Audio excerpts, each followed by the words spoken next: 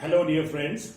I am Dr. Nimish Shelat, Senior Consultant Gynecologist and expert and a pioneer in IVF technologies, in one of the pioneers in the country. And for Gujarat, it was the first IVF baby that came through us way back in December 1995.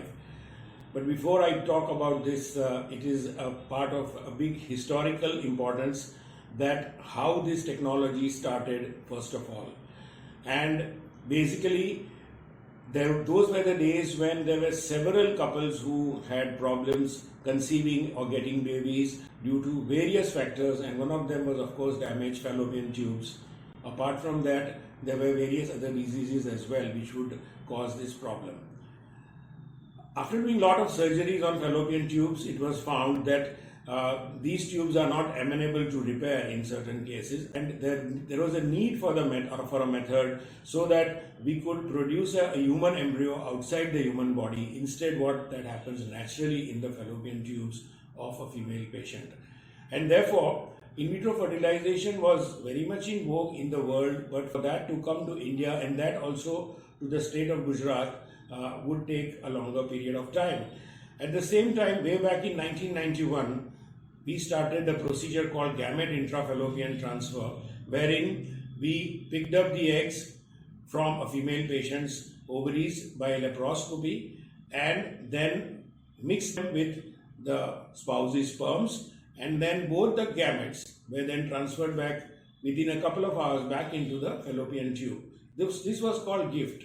But later on, when fertilization became possible in the human human laboratory meant for in vitro fertilization, it was easier to get the eggs outside the human body and then fertilize them by the human sperm and get what we call embryo or life in its very, very early primitive stage.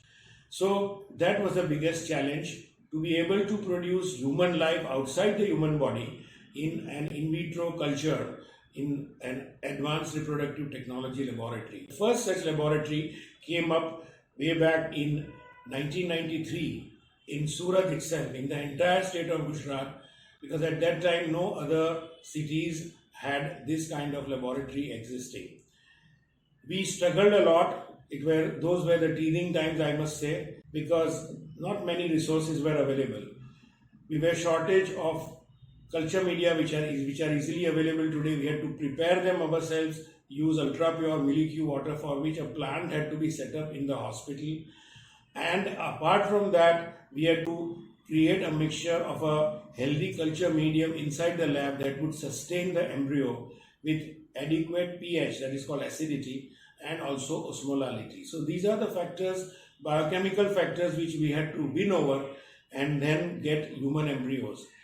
So it was an uphill task, and naturally Surat was very unfortunate in those days, in the sense that in 1994, when the lab was in its early stages and we were experimenting and trying to get results, the great panic plague set in September 1994.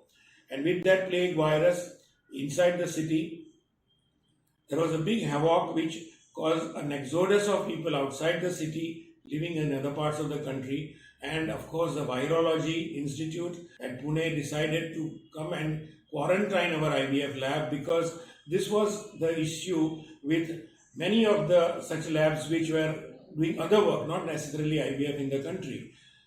No microbes can be allowed to spread through laboratory means, and therefore we had to quarantine the lab for 3 months and then resume again. Once we resumed back, it was in March 1995 that we achieved the first pregnancy outside the human body, and that embryo was transferred into an infertile patient's womb, or we call it uterus, under anesthesia. And once that was done, we got the first pregnancy ever in May 1995, which produced the first IVF baby, the first test tube baby of Gujarat in December 1995. So this, in short, is the uphill task story of our struggle, and it is very much on record. In fact, we used most of the equipment that we used was Indian made. I'm very proud of that. We used an incubator also, that is Syntex incubator, which was totally made in India.